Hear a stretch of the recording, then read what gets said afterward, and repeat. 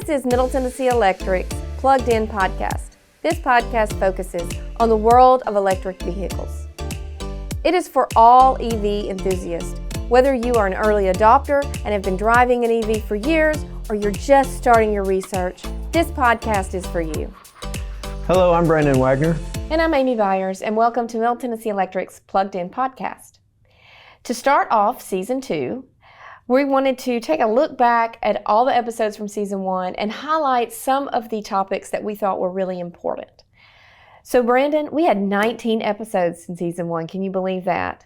Crazy. It's hard to believe. It's hard to believe that we've been doing this for a year, and it's been a fast year. So we've got a lot of interesting topics. I think we've been talking about them, things we want to kind of look back on. I think there's going to be too many for one episode, so we're going to break this into two parts. So today we're just going to start and see how far we get, and then our next episode we'll finish it out. So I'm kind of going to toss it over to you and let you introduce the first clip. Sure. Well, the first clip was when we had Drew Fry from TVA in, and you know, we get the question all the time, can the electric system handle adoption of EVs? And it's a complicated question, and Drew is an expert on that. So we brought him in to talk from the TVA side a little bit about that. And then I talked a little bit about what MTE's been doing in the past to prepare for the grid locally. So I think it'd be good to review that clip again. So here is Drew's response. This is from episode 1, where the topic was, can MTE TVA handle increased demand by electric vehicles? Here's Drew Fry. Let's think about power plants and the transmission system. So TVA makes the electricity at the power plants. We use big wires and transformers to push it to a Middle Tennessee Electric, and y'all pick it up from there and get it to its ultimate destination. So how we plan for power generation and transmission is really kind of building to those peaks like you were talking about, having that capacity there to supply the needs of everyone. And when we talk about these peak hours and being able to shift energy consumption to different hours, that's really just cost savings. It's not that the system isn't there to provide the power, but if we can, provide electricity, or if we can provide the peaks that are this, but the system's built for this, we save. We save on fuel, we save on wear and tear on the plants and the transmission system, all those kinds of things. So it's really a cost-saving measure rather than an emergency measure. And so, we pick it up from there and push it down to Middle Tennessee Electric, and y'all kind of take it the rest of the way. Yeah, and so Middle Tennessee Electric is kind of in a unique situation. I'd say most of the TVA LPCs are in a similar situation, but I think MTE's done it a little bit above average on the way that we built our system. And I really credit our engineering team. For 20 years, anytime there was a road move and we needed to reconductor a line, they'd put up the biggest conductor possible, because the cost differential wasn't that significant. It wasn't negligible, there was some difference. But the thought was, let's go ahead and put up and design for tomorrow's load, not just today's. So that was great. The other thing that we've done in the same thought is every time we built a substation, even though it would be a one power transformer substation, we'd go ahead and build it for 2.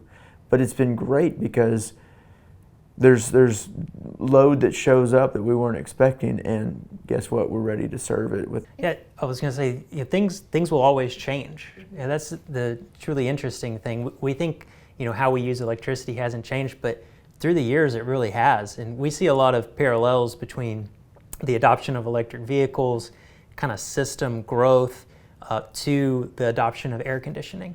And so, air conditioning really came about in the late 50s and into the 60s and 70s. And you think about older homes, they weren't built with air conditioning in mind. So electric service and those things, they weren't built with air conditioning in mind, but they've been adapted through the years. And now it's standard for every home to have an air conditioner. Goodness, I wouldn't want to live in a house without an air conditioner right now. But we see EVs kind of as the same kind of thing, an adoption over the years, and just a change in how we use energy. So the next one we want to look at is from episode 2. We're still talking with Drew Fry. He had a lot of good information, so we didn't want to let him go. We kept him around for another episode. This episode is titled, What Should I Consider When Purchasing an EV Charger for My Home? Do you want to tell us what he's going to be talking about? Yeah, I was just curious to ask him, what should you consider when you are installing a level 2 charger? What size? And he's been an EV driver for a long time, so I was curious to hear his thoughts on how should you size your EV charger for your home? When you're looking at putting in a level 2 charger, so you want to be able to recharge your vehicle faster, and maybe you drive a lot. These level 2 chargers, even at 40 amps, can provide almost 200 miles back overnight to your car. So a lot of the new cars being sold now, so think about like the Ford F-150 and some of the other higher end, especially when we get into the world of trucks and SUVs, these bigger electric vehicles that are going to have larger batteries and frankly are just going to be less efficient at driving you down the road. You're going to need to put more energy back into them. They're coming with the options to have 80 amp charging stations. And so when electricians go into the home and think about adding an extra 80 amps to maybe a home only has a 100 amp service, 200 amps is kind of normal for new construction now, and even some of your larger homes will have 400 amps. So it really depends on the electric service that you have. They might start talking about upgrading your panels, upgrading your service to your house, and that can come with costs, several $1,000s to do something like that. So what I like to always tell people is, just because your car can, does it really need to? So I think about it like my car, my car can go 150 miles per hour. Does it need to go 150 miles per hour? How often do I go 150 miles per hour? I kind of think of the same thing in charging. As I said, a 40 amp charger, which is very similar to your dryer, your clothes dryer, that can put a couple hundred miles back into your car overnight. So to think about what you truly need as far as charging goes. And as you said, some of these are coming in either configurable inside the charger or basically through software where, maybe it's an 80 amp charger, but I can install it at 40 amps or 60 amps or 50 amps, somewhere in between. And so that becomes a discussion with the electrician. So a lot of the older codes, electrical codes, that you must have a dedicated electric circuit for the charging station. The newer electric codes, kind of I think 2017 or newer, they allow for energy management.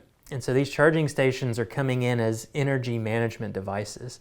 And so whether it could be an 80 amp charger, but it's electrically set at 40 amps. And being allowing to share circuits even in the home. So there are some devices that allow you to share a circuit with your dryer. So when your clothes are drying, your car's not charging. When your clothes stop, your car is charging. So sharing one circuit and being able to do that with the energy management systems are what the newer electric codes and the newer technologies provide. Amy, the next clip we picked out was from episode 3, What is the cost of owning an electric vehicle?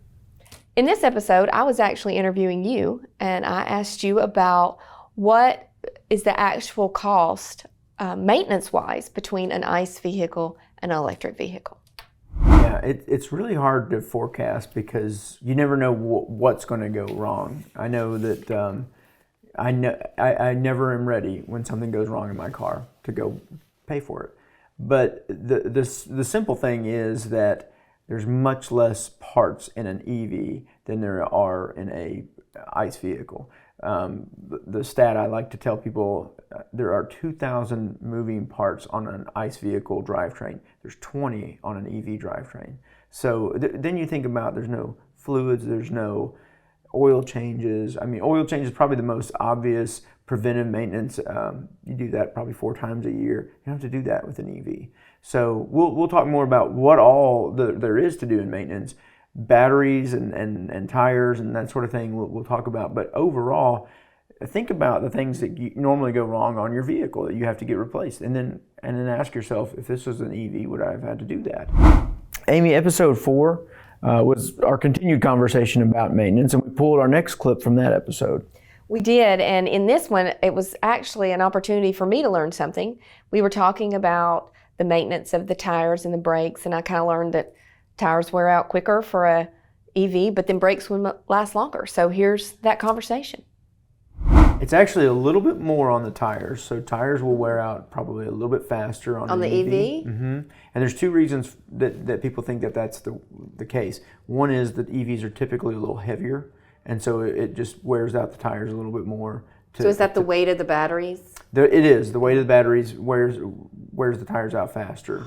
And then also you've got the instantaneous torque. So starting, stopping, just a little bit more wear on the versus the gradual roll. Mm-hmm. That's I would not have thought about that. So what about the brakes?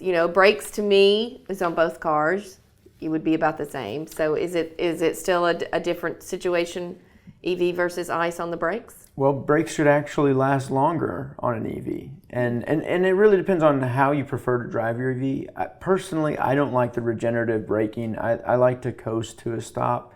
But so explain what did you call that? Regenerative braking. Explain what that is for those of us like me, novices that don't know. Yeah. So some people call it one pedal driving, and what it does is when you let off the gas, it regens the energy, so the motor will take and slow itself down and pump the energy back to your battery with hopes of adding more range. So I know people that will get to the top of Mount Eagle and turn on regenerative braking and ride down it, and they'll get down to the bottom of the mountain and have more range than they did at the top.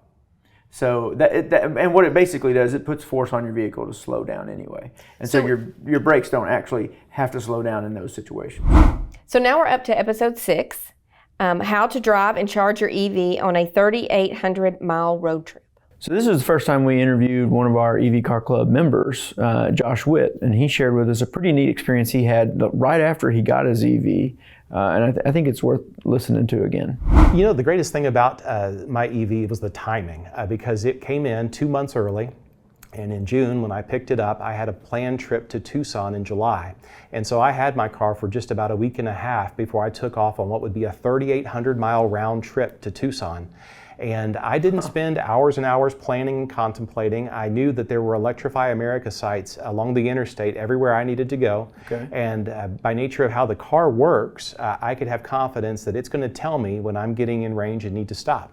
What I've also found, as every other EV owner knows, is that you can increase your miles per kilowatt hour by how you drive. And so in the midst of a time where gas was at $5.15 a gallon, here I am, new EV owner who's learning everything on the fly but learning quickly, and I make this 3,800-mile trip for $0 out of pocket. Wow. And it was so much fun to see people lined up at gas stations, and I'm a gas guzzler owner too, so I'm in that boat. Sure. But I was in that time and place where I was able to make that trip, what would have been hundreds of dollars in expense, for $0. And again, that's only by fact of the Hyundai partnership with Electrify America for the first 2 years, and the fact that the placement of those stations is so convenient that I was able to actually do everything I needed to do on that trip and not experience any hiccups.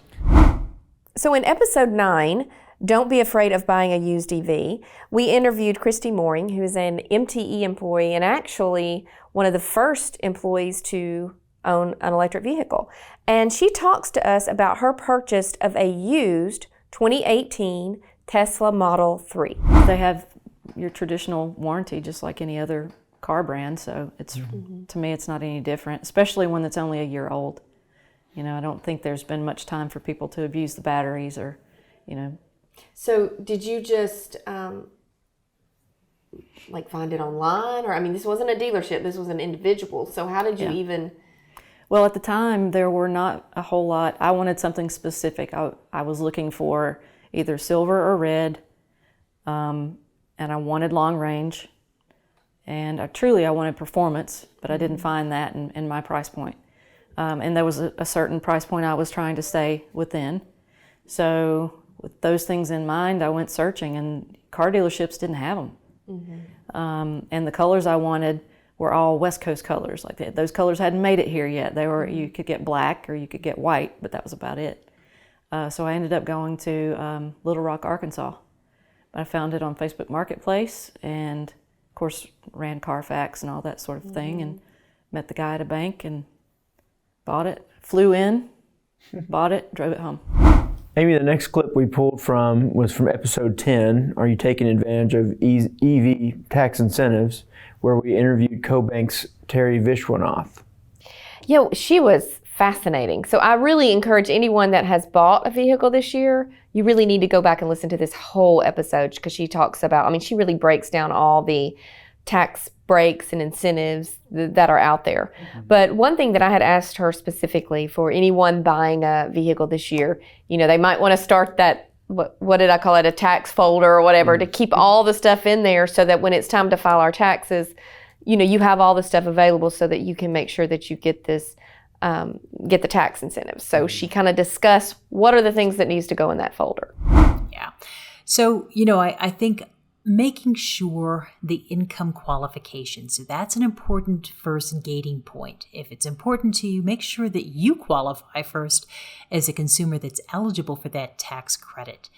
And then the easy one is just the MSRP. Does your MSRP, is it a passenger vehicle lower than $55,000? If it's an SUV, truck, or van, you've got that higher level of $80,000, so that qualification. Size of the battery, size of the car, the battery components, and the critical minerals. We'll get later clarification on this. But once again, as I mentioned, it's really going to be down, and this is helpful because the bottom line is it's really, the manufacturer is going to be on the hook to certify that vehicle.